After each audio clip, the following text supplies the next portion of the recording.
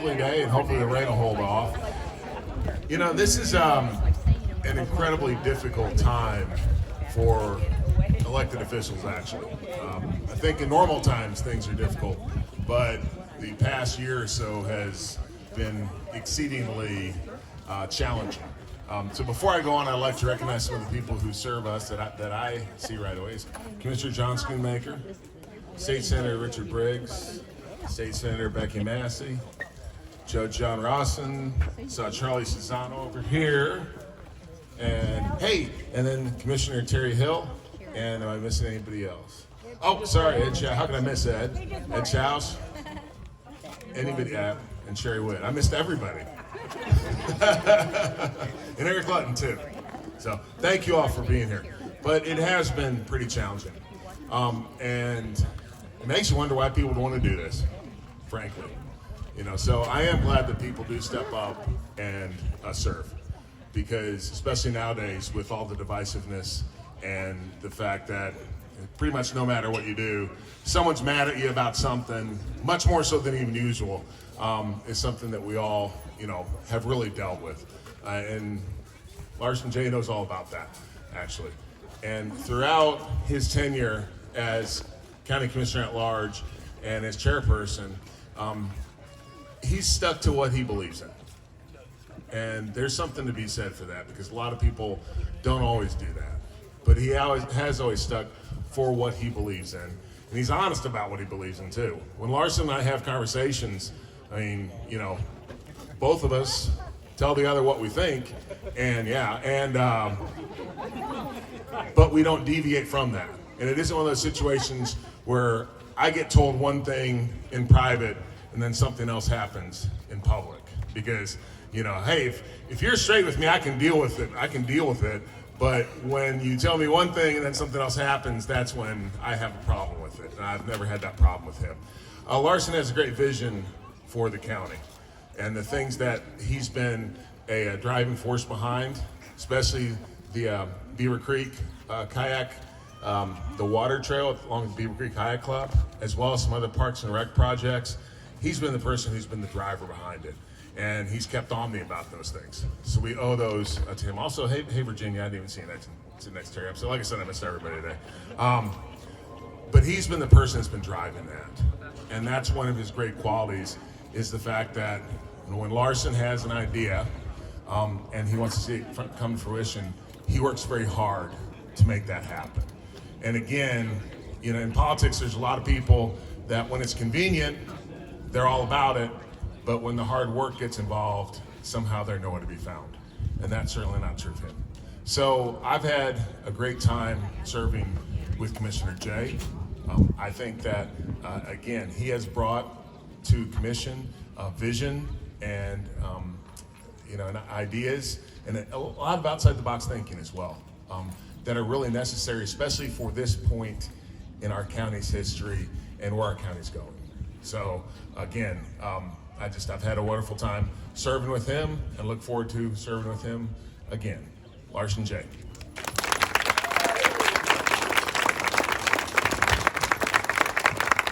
I want to thank Mayor Jacobs. He and I were both rookies out on the campaign trail. We were both on the same cycle, and whether it was the hot, sweaty days knocking on doors, or we stood in the rain a lot last election cycle, we froze our butts off a lot, and we were out there, trying to serve the community. And I think it was really interesting when we sort of transitioned from politicking and campaigning to actually governing. It's a big shift, and it's a different kind of world. And so I want to thank Mayor Jacobs for being here and his kind words. And really, it was an interesting time when we first started to get to work on things. We have dug in together with a lot of my colleagues who are here on commission, and we've worked really, really hard to focus on what is great constituent services, what are things that are going to move Knox County forward.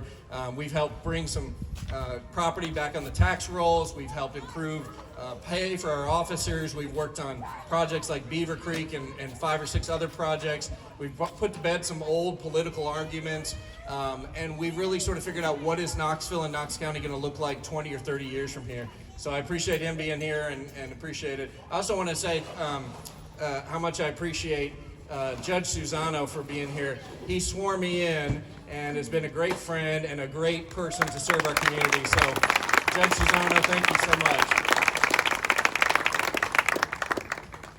You know, one of the reasons that we do this is there's always a lot more work to do.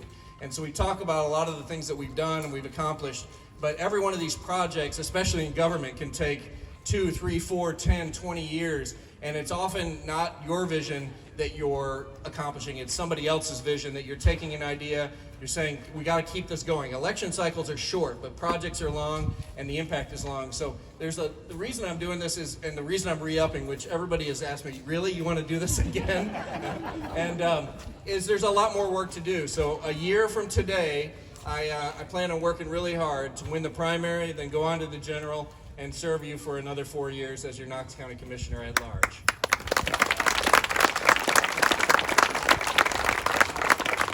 You know, I grew up a Cold War kid, and there wasn't really a call to arms, but I come from a military family. My dad served in the Air Force in Vietnam. My grandfather served in the Army overseas in World War II, and I never wore the uniform, but I really, really believe that serving your country is important. And so I really see this time as in a formal public service mode as my way to serve, my way to give back. And it's important to me. And I think who governs matters. Who makes decisions for you matters. Who makes decisions for the next generation matters. And it's important that we all sort of do something that's really uncomfortable and really hard to give back, to do something better, to leave it a little bit better. I mean, our kids are in Scouts, and we always talk about campsites or trails. Just leave it a little bit better than you got it. And that's really sort of the core philosophy. I love Knoxville and Knox County. I've been here almost 30 years, and I have had a chance to live or work pretty much all across the county. Downtown twice, 3 times, Fountain City, we've been in Hardin Valley, Westmoreland, South Knoxville, and now over here in Riverbend.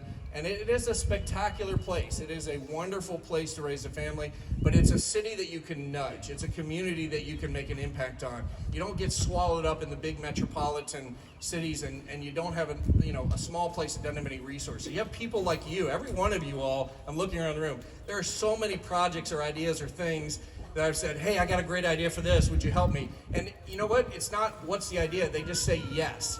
They say yes. I mean, it's time and again, whether it's the ice rink that we brought down to Market Square, whether it's jumping in the creek and pulling out logs, whatever it is, you all show up, and that is really, really special to me, and that's why I'm serving. And without Knoxville, frankly, I wouldn't be here, and I wouldn't have met Adrian, who's the much better part of me. I married way up, guys, and I know it.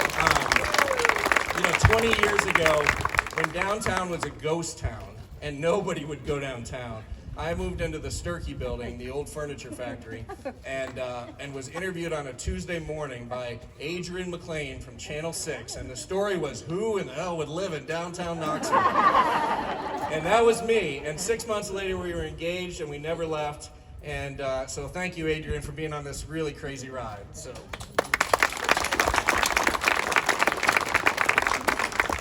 People always ask me why in the world I would do this, and certainly why I would re-up for this.